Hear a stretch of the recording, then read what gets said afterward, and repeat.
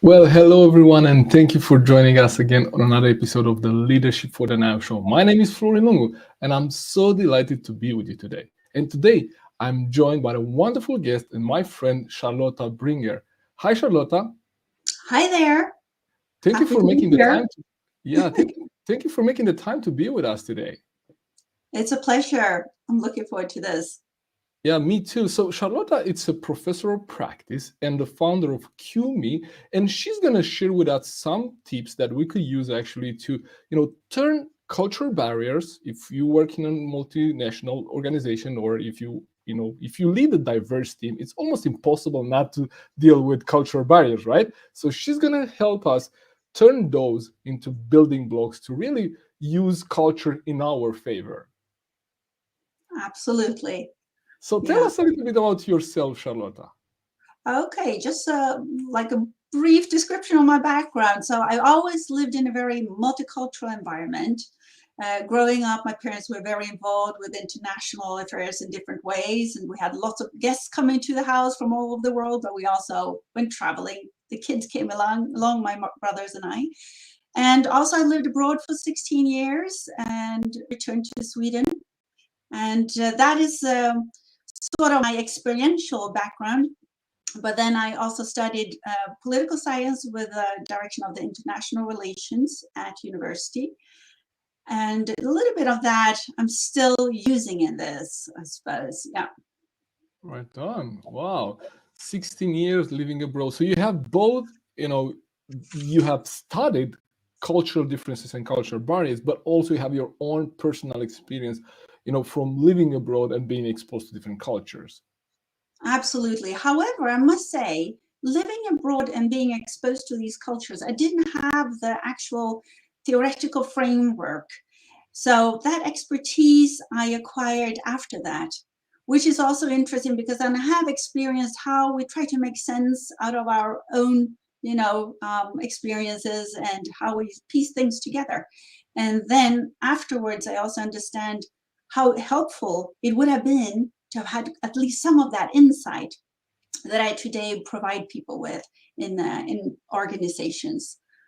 Wow, Yeah. that's so true. Yeah, I feel that, being born in Romania, worked for a period in France, then moved to Sweden, and now kind of commuting between Sweden and Denmark. I kind of see how now these three nations are different, and then adding my background from Romania. So definitely something that I found really, really useful. It's your model that, and I think you're going to speak about that, later in the show, right? So cultural helix. I'm really excited to hear more about this. But tell us a little bit about, so how did you get interested then into intercultural communication? Like you had some experience, then you started studying, and what do you love actually about what you do? All right, so I've done this for a little bit more than 10 years. Mm-hmm. And I moved back to Sweden after all those years abroad and experienced the reversed culture shock that many people do. I'm sure you do that too sometimes when you go back to Romania because you changed, the country's changed, but somehow, the awareness of this change might not be really there from people around you. So, we do experience this. And coming back to Sweden, I also witnessed cultural misunderstandings. Mm-hmm. And at one point, I just felt, what a shame, because we could use this instead of, getting stuck by it. And at that point, I actually took the step to start my own consultancy, my own business. And since then, that's what I'm doing on a daily basis. I'm working with people, trying to make sense and make use of cultural differences. Wow. So you coming back to Sweden, you experienced the shock of your return, right? Coming back, Yeah. and then you say, this is a problem I think I could solve, right? And you just got into that, and then open your business, and started, helping people navigate that, right? Yeah, I mean, that makes it sound very optimistic, like, oh, well, I'm going to save the world. But honestly, I really felt, you probably also do that. Most people who are also watching, who are crossing cultures and are used to crossing cultures, can see both sides or all three sides. And when you do that, you also want to share that perspective and that richness, because it's really something that we can benefit from in our professional lives. So yes, that's how it went. Yeah, and it's almost like when you find a really good restaurant, you want to tell people about it, right? When you find the keys to to collaborate cross culture, right? Yeah. And I had the pleasure to work with teams based in Japan and including people from Japan, Belgium, Germany, UK, and I've been told, well, we never been able to work with the Japanese that way. I said, well, let's see, let me try, right? So I think that as a challenge. But when I found that actually we only had communication issues, nothing else, both were really good technical people, but we were not able to communicate. Then I realized, oh, this is the way we work with Japanese. Yeah. So a little bit like you, I got excited about that, but that's not my main focus. I got experience. I've been through that. That's why I found your model really, really, really insightful. So if someone, what would be then some challenges that leaders, have when it comes to cross-cultural communication, and what are the problems actually that you help companies with? All right. So, I mean, first of all, let's just establish the fact that culture is super complex. So right now we refer to national culture, which is one layer. And it's, of course, a layer where we differ a lot. But it's also so important to remember that we are part of so many different levels of culture. It's the generation, the gender, its organization, its profession, etc. And that makes culture so complex. What I help people with and leaders with when I come, to companies, is for them, first of all, I give a framework and I give a language, because many people have lots of experience and a lot of insight. However, in order to make sense and also sort of organize your thoughts and your experience, you need a framework. So we always talk about, having the right mindset, because that is so essential to have a curious, driven, open mindset. And that is something that maybe the leaders have it, but maybe not everyone on the team has it. So that is also something just to make sure, is that there? But then also to navigate these differences and, ultimately make use of them. Not only how to make things work, but how to make things work better. That's what you'd like to achieve. Wow. So that's really insightful, because even myself, now when you say it, makes sense a lot that we have different layers of culture. But I believe most people think about culture as nationality almost, right? But Yes. but even inside a nation, like Sweden is quite a small country, but even in Sweden, we would have probably the Norrlands, right? North of Sweden, they would probably have a really different, and I know I've been there, a different culture than you will find in Skåne, maybe we're close to Copenhagen, right? So that makes so much sense. So it's not only the nationality that defines a culture, many more layers. So then what would be some challenges that leaders that kind of know that this is important, what would be some challenges that they face in order to, bridge those cultural differences? All right. So some challenges is, of course, to have, again, the clarity, understand what is actually going on, mapping to understand what are the perspectives that we actually bring in. But I must say, one thing that is a challenge as well is the fact that we are so pressured today. We have time restraints. We have, maybe sometimes resources are scarce or whatever. And I'm coming in and asking people to take this time to start to reflect on themselves and start to communicate with people around you and to map and really look at these things. And I think you can probably relate to, because many of these skills that we share, they demand some investment. And in short term, it might be a bit painful because you have to make that time, but long term it pays off. So I'd say some of the challenges is, of course, to have a clarity to understand what are the cultures here? What are the perspectives? It's actually probably what we should talk about, because a person like you as well, how do I put you in a box? How do I put a label on Florin? Yes, you're Romanian, but you have so much more experience from other nationalities, and that has colored you. So we also, again, have to face another dimension of complexity when it comes to culture. And again, it's actually navigating this and understanding how to make use of it. I think that is the biggest challenge for leaders today. Wow.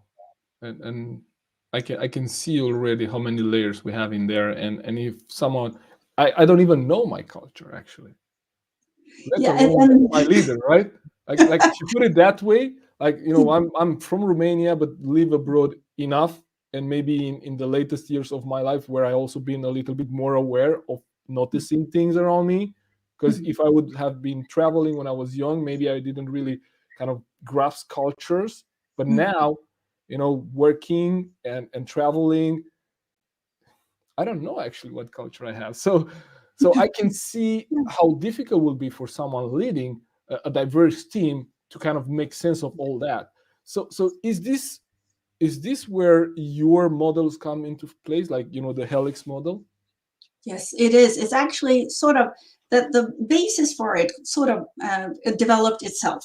After that, I, of course, run it through, a research project. So it's been thoroughly researched. But the thing is, it's sort of developed itself because there's so many factors that we have to keep in mind. And that's why the Helix is there to help us and gives us a backbone to remember, how important the mindset is.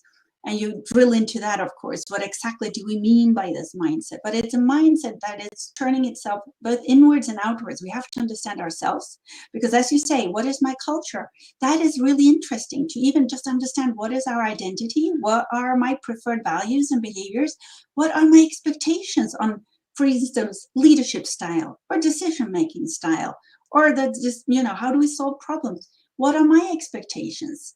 And perhaps you've been in so many different environments that you have a preference, and you see the advantages with that. So this is something to harness in an organization, really, that these different perspectives are there. Wow. So walk us a little bit through the model. I think if we go just briefly, I know we only have 25 minutes around on this show, but let's go. So I have this here. So for everyone who would like to have a copy, we're going to post a link in the comments. So this is the Cultural Helix model.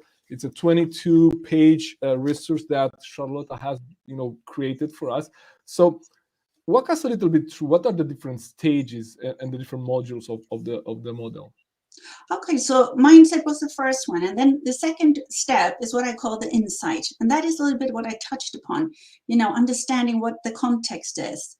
And in this instance, is of course, we want to understand what kind of cultural perspectives are there. But we could add other things too, power structures. We could add, what resources are available. Are there external threats? Things there's without limit. But if we just focus on the actual cultural bit, and for, to find an efficient way to work across cultures, we can look, for instance, at cultural models, but they can give us a way of navigating, but we should also watch out because, of course, again, they would put the label Romanian on you, and how much would you fit into that box, so to speak? And the same thing with me, who has also lived abroad and is colored by the cultures I have experienced. So, we should watch out for the labeling that sometimes come along with it, but we can use it still. So that's why the third step is there, so that we're a bit critical to how we use, the mapping. There are, of course, also cultural profiling tools. And those are a good resource that we can use for the insight. Also, we again have to be a bit critical because they're snapshots, that they can differ depending on context. For instance, and we can change. So what we are today, we might not be in a few months' time. The third or the fourth step is actually where the real magic happens, and that is the bridging.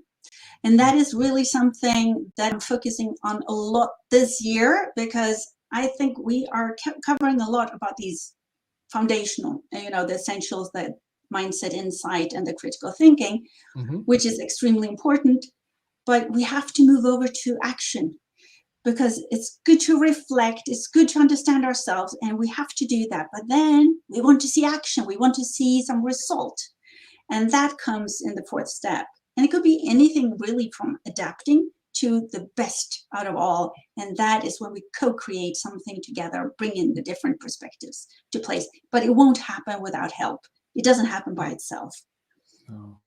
Oh. So that, and then applying. Sorry, I'm not responding to your question. So yeah, the last step is applying solutions, and that is whatever we came up with in the fourth step, in the bridging step.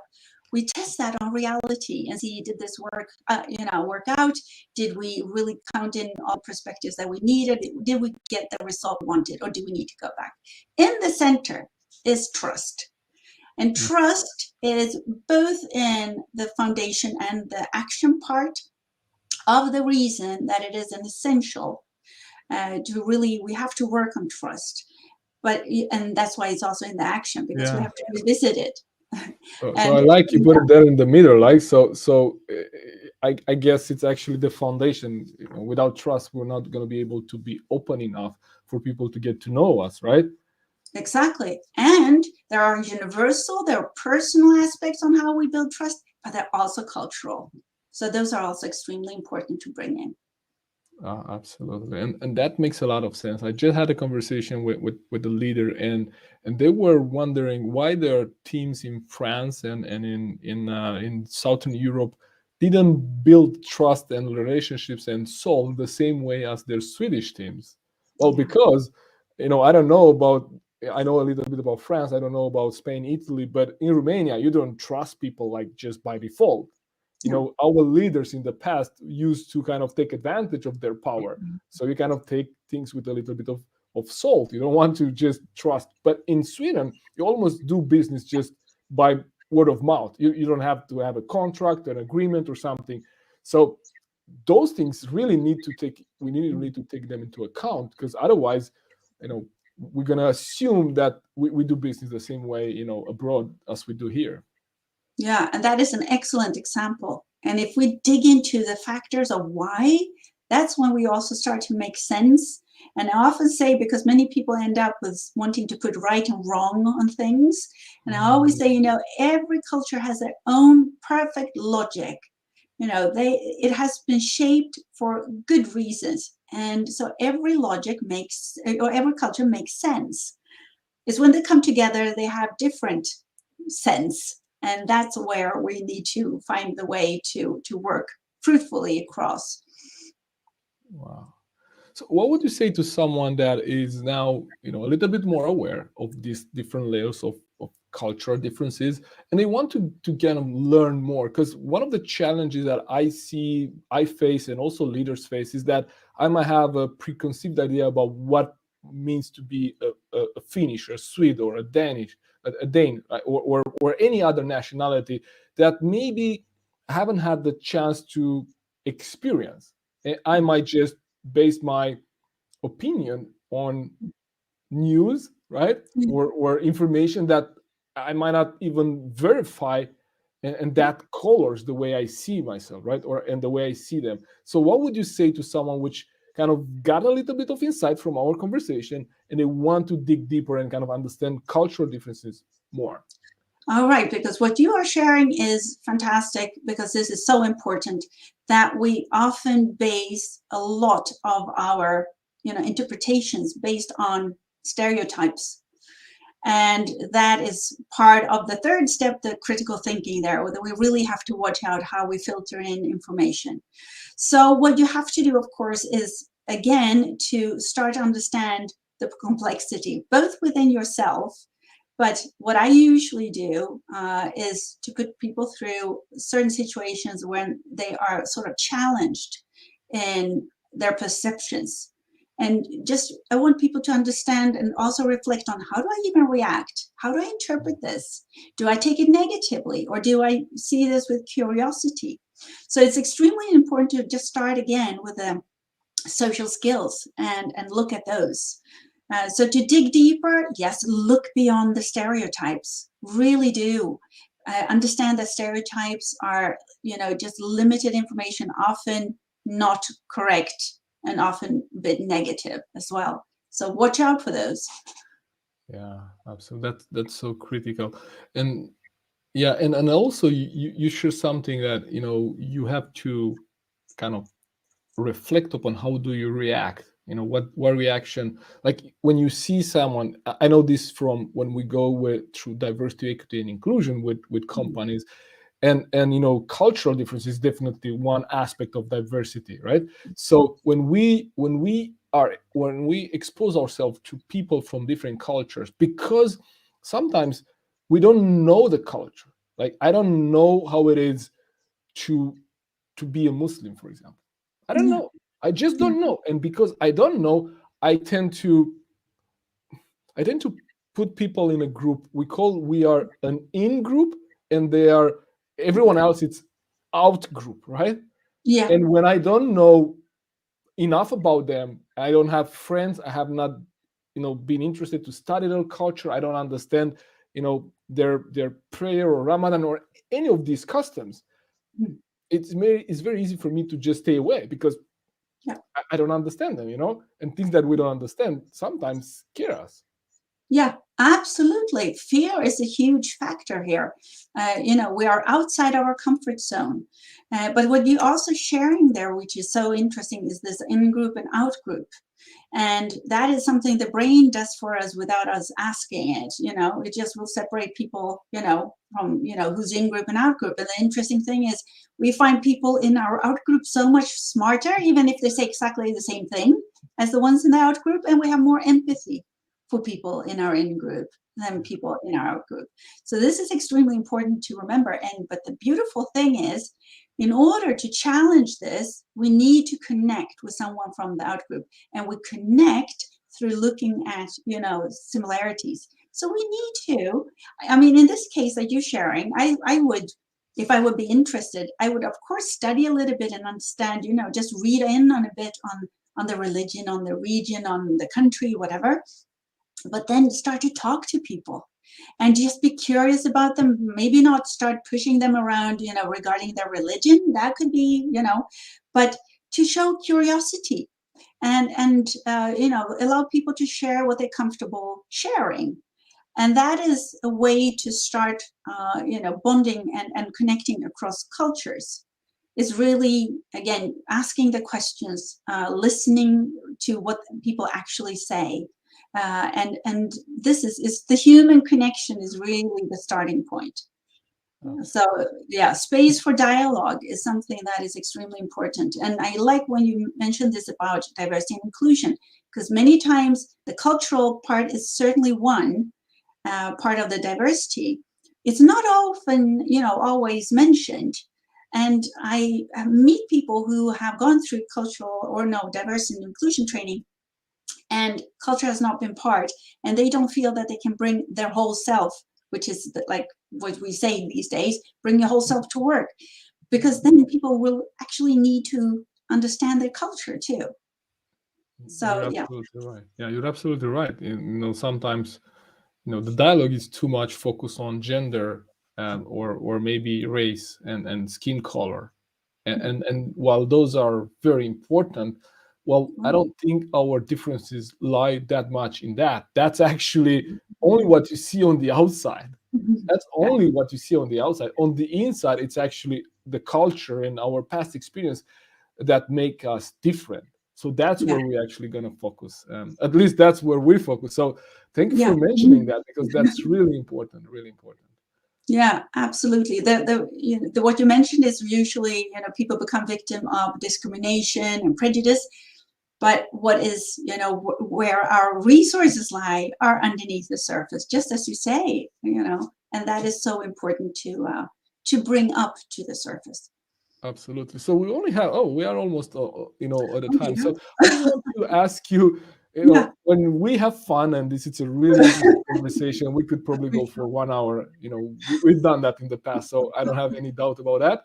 But I want to honor people's time, right? So I just want to ask you, like, if someone is watching, they're a leader, and they actually see now the value in in cultural diversity and understanding how to bring, cultures together, what will be some advantages, right? What will be some opportunities for them if they really take this seriously and they implement it in their teams? All right, so there are numerous studies showing that if you take these diversity of thoughts, diversity of perspectives into account, you will, have a higher degree of innovation, creativity, productivity, and people's well-being as well, because they've seen, they heard, and it also leads to, of course, a higher level of retention of talent. So there's so much to gain from actually approaching people from, more than just the regular angle. Absolutely. And the starting point for someone that maybe they haven't done anything is just to maybe download a copy of the guide, right, of the cultural helix, and just go through it. And if they have any questions, I think your contact information might be somewhere here, right? And so they could just reach out to you and kind of start the conversation, at least to see what's possible for them, what they can do. Absolutely, they are so welcome. And connect on LinkedIn if that's easier. Absolutely. We also shared your company page in the comments. So let's kind of close with you two short questions that we usually ask all our guests. So one will be a little bit more of a personal question. I really love to learn more about our guests. And that would be, what was the best leadership advice you ever got? Like, from who it was, if you remember, and how did that help you? Give us a little bit of insight in you. Yeah, I mean, first of all, there's so many sharp thinkers out there, so it's so much to take in and so many good things. However, I think the most valuable leadership advice I ever got is the fact that we need to hone our social skills, because we have a very complex world out there, and it's not only culture that is complex. It's a complex world, period, and we need to be able to navigate it, and that it's the social skills that will help us through that. And I would say it's Brené Brown is one of these thinkers that I think has also shown this in many aspects, how our interpersonal skills matter a lot. So I'd say that is one of the best things I've received as advice. Yeah. Yeah, thank you for sharing that. That's so good, and it makes a lot of sense. Like John Maxwell, my mentor, says that, one, it's too small of a number to achieve anything significant. So if we want to build a business, if we want to build a community, to build a family, we would need to communicate, collaborate with other people. So social skills are, indispensable. I mean, we're human, right? And we live on the human connection. So at least we love people. Like, people can already see from our dialogue that we love people. So absolutely, that's great. The closing question, what does leadership means for you? Okay, so leadership, what it means for me. But first of all, I have to say, I'm probably not going to respond perfectly to that, because I see it in so many versions, because it looks so differently, also across cultures. And I can see the merits of different types. However, if I may just answer that perhaps with a little twist, what I think that leaders and leadership should contain these days is bravery, to be brave, and also compassionate. I think if you have those two components, it's really, the best asset we could have in a turbulent and complex world where people matter, as you say. That is the bottom line, isn't it? Wow, compassionate and bravery. Yeah. Right on. I love that. Thank you so much for joining us, Charlotta. I really enjoyed our conversation, and I hope people found some value in our conversation here, and they'll download the guide and dive deeper into your knowledge. And I look forward to connect with you after this show. Thank you so much for having me. Thank you. Yeah, thank you for making the time, and thank you for everyone who jumped in the comment. Thank you, Rob. Thank you, Ahmed. Thank you, Missy. And if you want to connect with Charlotta, you just have her, LinkedIn profile on the event where you're watching right now the video. And we look forward to see you on the next episode, where we're going to bring another expert in the human resources field and the leadership field. Thank you so much for joining us today. See you next week. Take care. Bye-bye. Thank you, everyone.